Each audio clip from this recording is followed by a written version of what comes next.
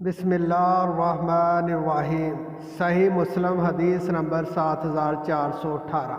سلیمان بن بلال نے جعفر سے، انہوں نے اپنے والد سے اور انہوں نے حضرت جابر بن عبداللہ رضی اللہ تعالی عنہما سے روایت کی کہ رسول اللہ صلی اللہ علیہ وآلہ وسلم مدینہ کی کسی بلائی جانب سے داخل ہوتے ہوئے بازار سے گزرے۔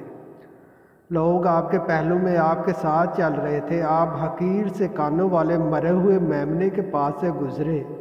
آپ نے اسے کان سے پکڑ کر اٹھایا، پھر فرمایا، تم میں سے کون اسے 1 درہم کے عوض لینا پسند کرے گا؟ تو انہوں نے صحابہ نے کہا، ہمیں یہ کسی بھی چیز کے عوض لینا پسند نہیں، ہم اسے لے کر کیا کریں گے؟ آپ نے فرمایا، پھر کیا تم پسند کرتے ہو کہ یہ تمہیں مل جائے؟